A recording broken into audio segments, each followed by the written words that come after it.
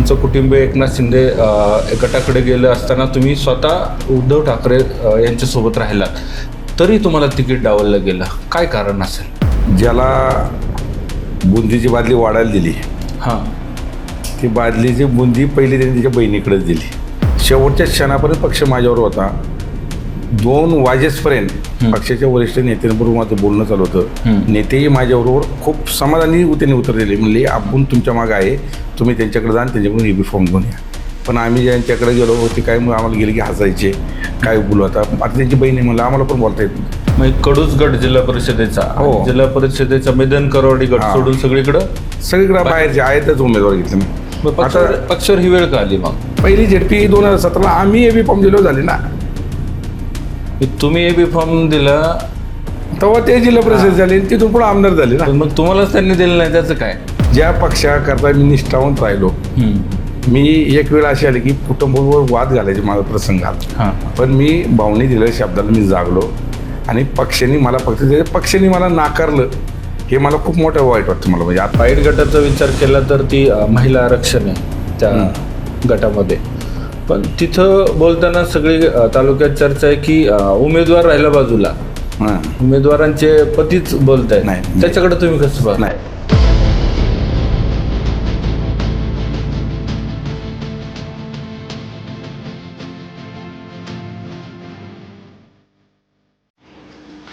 जिल्हा परिषद पंचायत समिती निवडणुकाची प्रचाराची रणधुमाळी सुरू झाली आहे. प्रत्येकजण आपल्या उमेदवाराला जनसंपर्काच्या माध्यमातून मतदारांपर्यंत पोहोचण्याचा प्रयत्न सुरू असताना तिकीट वाटपाचा गोंधळ खेड तालुक्यात पाहायला मिळाला. शिवसेना उद्धव बाळासाहेब ठाकरे पक्षाकडे आयात उमेदवारांचा अधिक भरणा झाला. त्याची काही कारणं झाली आहेत. ह्या सगळ्या गोष्टीवर ह्या कारणांचा थोडासा फटका त्यांच्या निष्ठावंतांनाही बसला. कारण जेव्हा शिवसेना जेव्हा 2 भाग झाले किंवा 2 गटात विभागली गेली, त्यावेळेला खेड तालुक्यातलं गौरव कुटुंबीय एकनाथ शिंदे यांच्या गटाकडे गेलं. मात्र राहुल गोरे हे मात्र उद्धव ठाकरे सेनेसोबतच राहिले, कारण त्यांनी उद्धव ठाकरेंवरच विश्वास कायम ठेवला. हे असतानाही त्यांना जिल्हा परिषदेच्या निवडणुकीत पक्षानं तिकीट दिलं नाही. त्यांना का डावललं, त्यांचा खरं तिकीट वाटपाच्या मध्ये त्यांना मागे का ठेवलं, ह्या विषयावर ते आपल्यासोबत आहेत. नमस्कार, खेड टाइम्समध्ये तुमचं स्वागत. खरं तर तालुक्यात महत्त्वाचा मुद्दा आहे की राहुल गोरे एवढे निष्ठावंत असताना, कारण तुम्ही तुमचं कुटुंब एकनाथ शिंदे गटाकडे गेलं असताना तुम्ही स्वतः उद्धव ठाकरे यांच्यासोबत राहिलात, तरी तुम्हाला तिकीट डावललं गेलं. काय कारण असेल? तसं पाहिलं तर माझ्या म्हणण्यानुसार मला पक्षाने कधी डावलंच नाही. मग तिकीट का नाही मिळालं? ह्याच्यात काय आलंय की ज्याला बुंदीची बादली वाढायला दिली, ती बादलीची बुंदी पहिली त्यांनी तिच्या बहिणीकडेच दिली. हेच पक्षाची खूप मोठी चूक झाली. त्यामुळं पक्षाच्या प्रोटोकॉलनुसार हे जे तिकीट वाटप आहे, 2017 साली स्वर्गीय आमदार सुरेशभाऊ गोरे 2014ला आमदार झाले आणि 2017 साली ज्यावेळेस जिल्हा परिषद पंचायत समितीची इलेक्शन लागली, त्यानंतर ते तिकीट ही जिल्हा प्रमुख रामशेठ गावडे यांच्याकडे आली होती.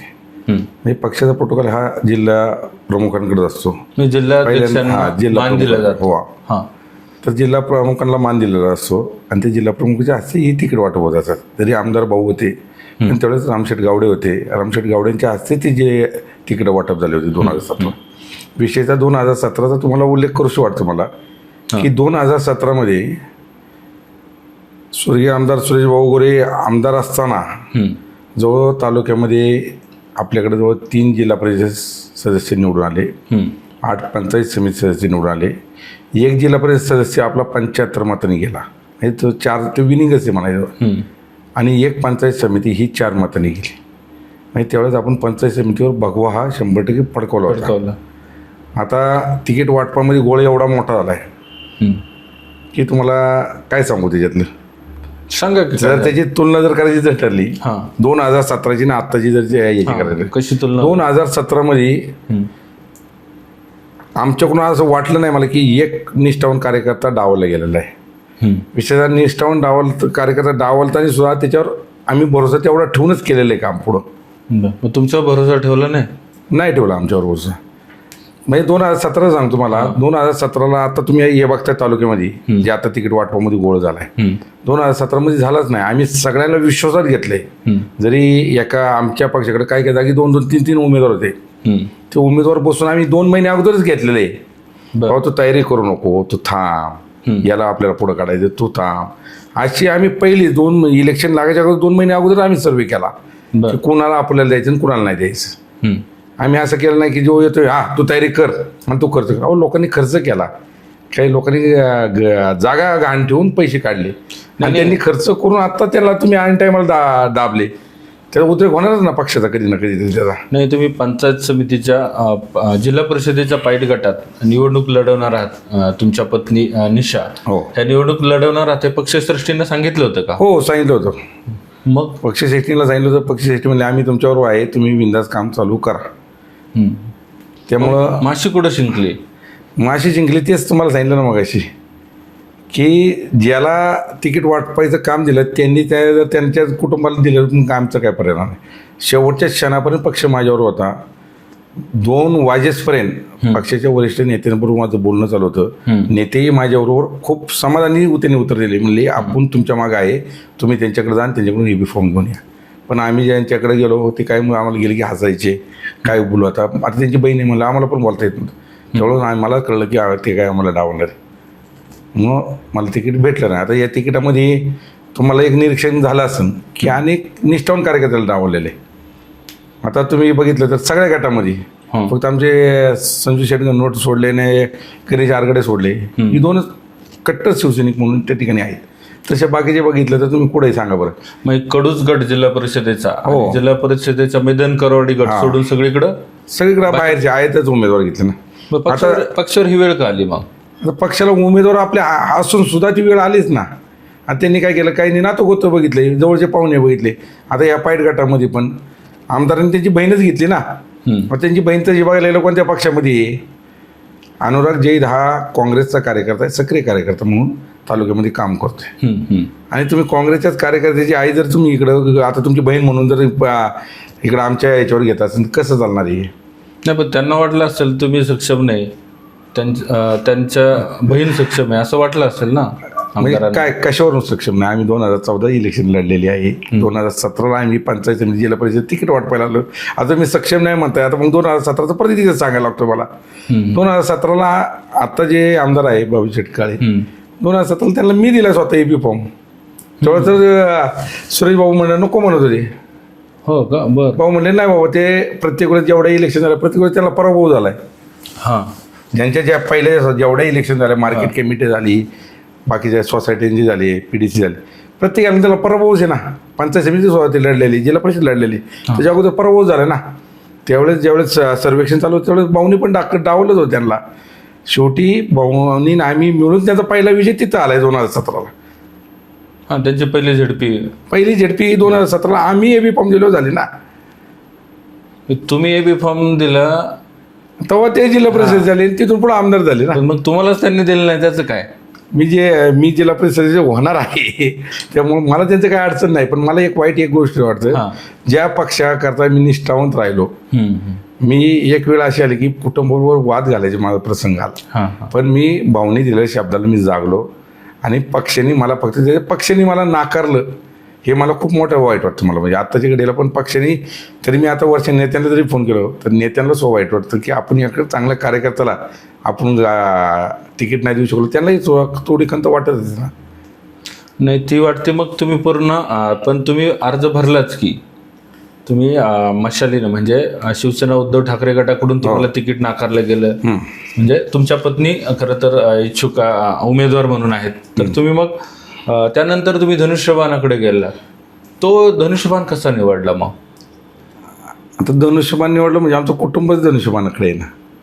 उलट मला की माझी 5 बोटं तुपामध्ये, तुम्ही दिला निर्णय माशालीकडून लढणार, नाही दिला निर्णय तर कुटुंबावर जाणार आहे. आता कुटुंबच माझं धनुष्यबाणाकडे, तर मला काही धनुष्यबाणाची उमेदवारी मला काही अडचणच होती ना. आता धनुष्यबाणाकडे आलोय, मला आनंद एकच आहे की मला कुटुंबावर येत आलं. कुटुंब आमचं एक आलं. तो आनंद वेगळा तो आनंद वेगळा आहे ना. हा हा. समजा पक्षाचे बाजूला राहू द्या, पण ज्यावेळेस कुटुंबाचं आहे, हम्म.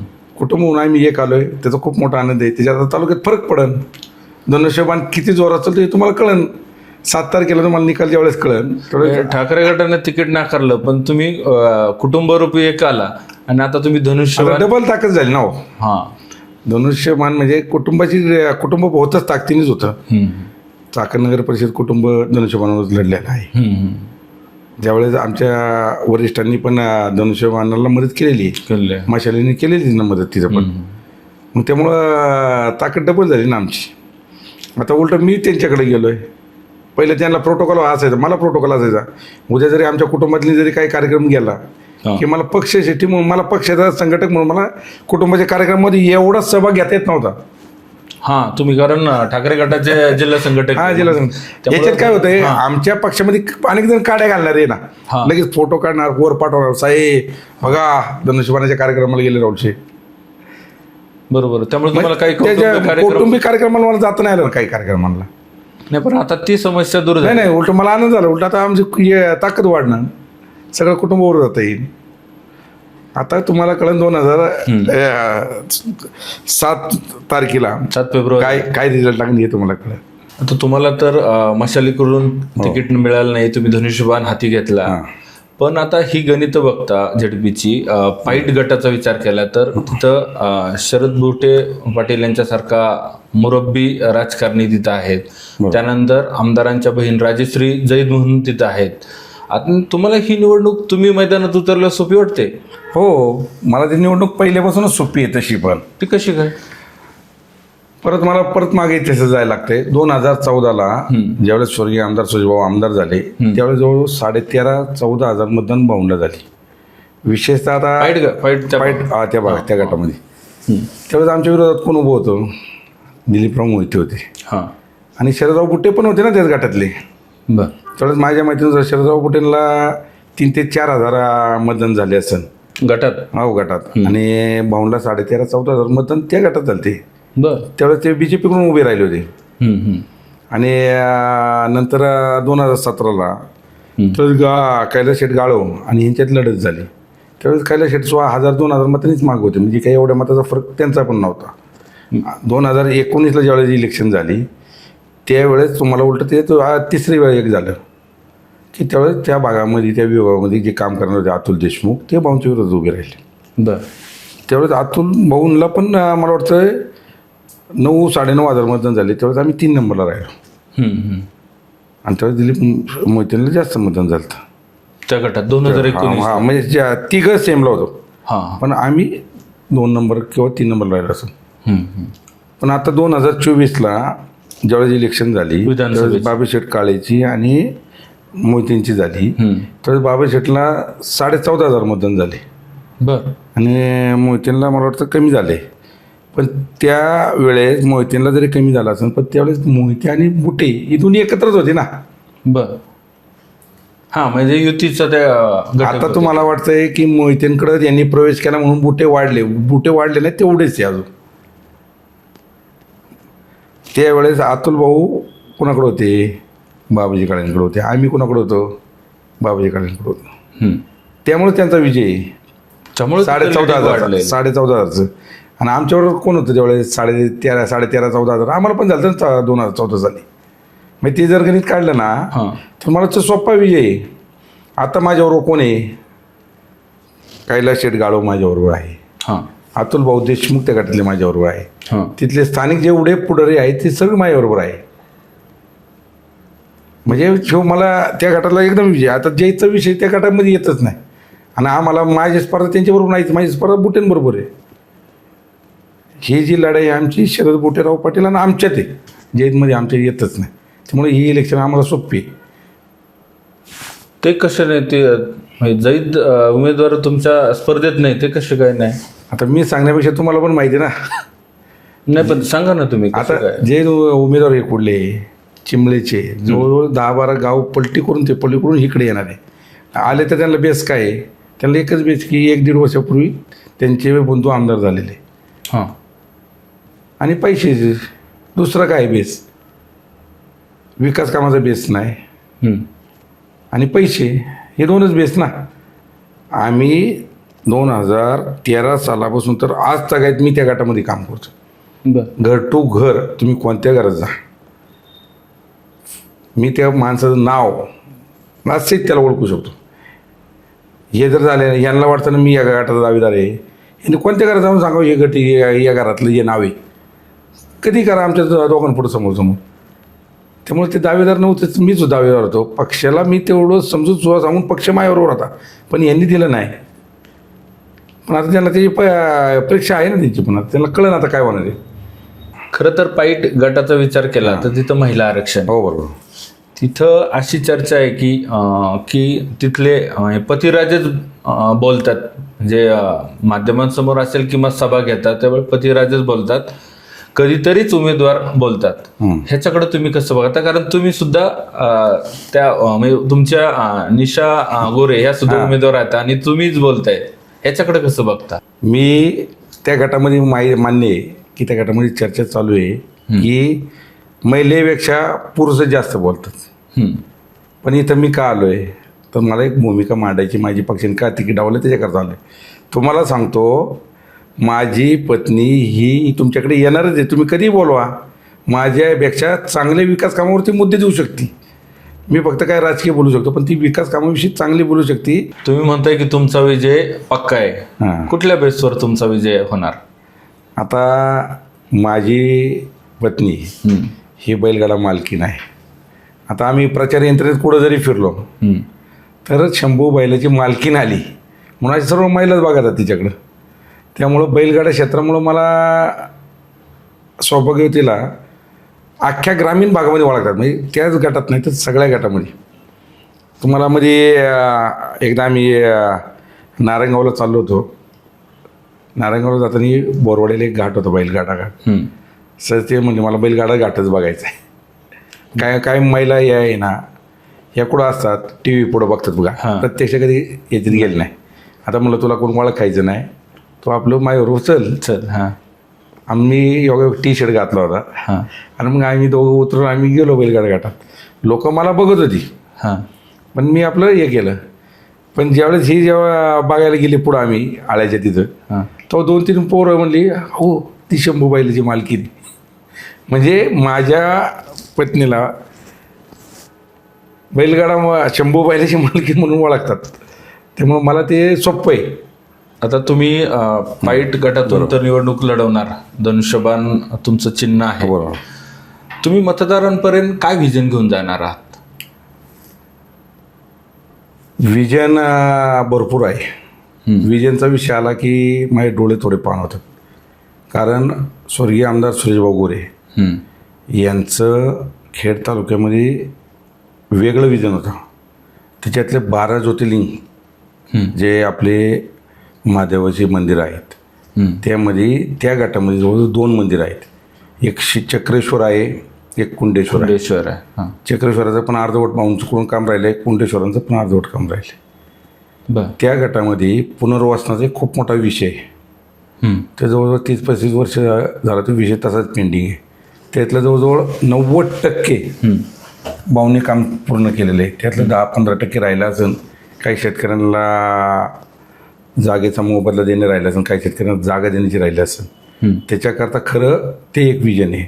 दुसरं एक आहे की चाकण बसून तर करंजविऱ्यापर्यंत जो सिमेंट कॉन्क्रीटचा रोड झाला आहे, हे स्वर्गीय आमदार सुरेशभाऊ गोरे यांनी रोड केला. जवळजवळ त्यावेळेस 200 ते 210 करोड त्या रोडचं काम केलं. काम करत असताना जो कॉन्ट्रॅक्टर नेमला आहे त्याला 20 वर्षाची त्या रोडची डागडुजी आहे. म्हणजे भाऊंचं विजन पुढलं होतं की भाऊ 5 वर्षाचं काम नाही, माझं जे काम आहे हे कमीत कमी 20-25 वर्ष टिकलं पाहिजे, असं विजन होतं. तसं विजन होतं. आता जिल्हा परिषद आली, जिल्हा परिषद होणारच आहे. झाल्यानंतर आमचं विजन असं आहे की त्या भागामध्ये जे विकास कामाचे मुद्दे अर्धवट राहिलेले, एक चक्रेश्वर मंदिर आहे, विशेषतः कुंडेश्वर मंदिर जे आहे. आता कुंडेश्वर मंदिराचं पाईटचं जे गाव आहे, सगळ्यांची श्रद्धा कुंडेश्वर मंदिरावर आहे. कुंडेश्वर मंदिराचा खरा जीर्णोद्धार स्वर्गीय आमदार सुरेशभाऊ गोरे यांनी केला. ते जवळजवळ 3-4 गावांच्या शिववरचं मंदिर आहे. त्या गावांच्या सगळ्यांचं चाललं होतं की कुणाच्या ताब्यात मंदिर आहे. भाऊंनी सगळे ते 4ही गावं एकत्र करून ती मीटिंग करून त्या कुंडेश्वराचा विकासाचं काम चालू केलं आहे. आणि चालू करत असताना भाऊंनी तिथे एक, तुम्हाला आठवत असेल, भाऊ म्हणले होते की 50 ते 60 फुटा उंचीची महादेवाची एक मूर्ती तिथं आपल्याला स्थापन करायची होती. बर.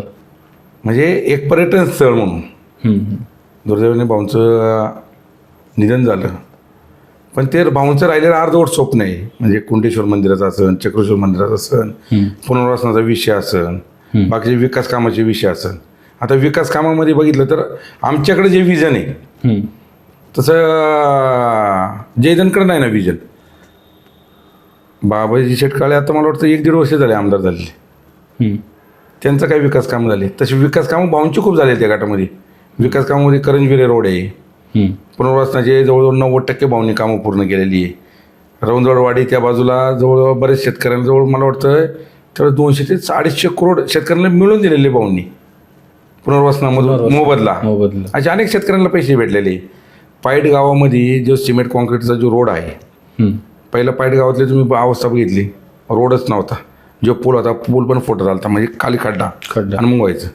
तो भाऊंनी रोड केला. म्हणजे भाऊंची दूरदृष्टी खूप मोठी होती.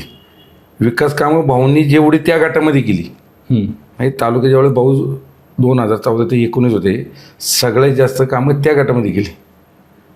कारण भाऊंना त्या गट खूप आवडायचा. म्हणजे त्या लोकांची जी मानसिकता आहे ती भाऊंवर खूप मोठी श्रद्धा होती. आता भाऊंवर प्रेम करण्याची लोक आता आमच्याबरोबर आहे. आता तुम्हाला दिसत असेल ते लोक पुढे येत नाही येत नाही येऊ दे, पण मतरूपी त्यांचा आशीर्वाद खूप मोठा मला राहणार आहे. अजून दुसरा एक विषय आहे, त्या वर्षात याच्यामध्ये 2-3 कामं अर्धवट राहिलेली आहे. आता ती कामं मी ज्यावेळेस आमची निवडणुकीचा प्रचार चालू आहे त्या कामामध्ये ती कामं सांगतो. आताच सांगितलं की लगेच माझ्या अगोदर दुसरं जाहीर करून बस. चांगली 2-3 मुद्दे आहेत त्या गटामध्ये, ते खरं त्या लोकांना गरज आहे, पण ती कुणीच ओळखली नाही. ती स्वर्गीय आमदार सुरेश भाऊंनी ओळखली होती. त्या बेसवर आमचं काम चाललं होतं. पण दुर्दैवाने 19 भाऊंचं पराभव झाला. नंतर भाऊ गेल्यानंतर ते राहिलेलं अर्धवट स्वप्न ते आम्हाला पूर्ण करायचं आहे.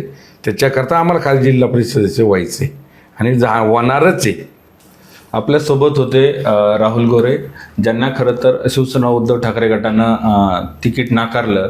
त्यानंतरही त्यांनी विश्वास दाखवला. पाईट गटात त्यांच्या विजयाची त्यांनी खात्री व्यक्त केली आहे आणि त्यांनी जे काही पक्षानं तिकीट डावललं आणि त्यांचं पाईट गटाबाबतचं व्हिजन त्यांनी आपल्या सर्वांना सांगितलं. खरं तर तुम्ही टाइम्समध्ये आलात त्याबद्दल धन्यवाद.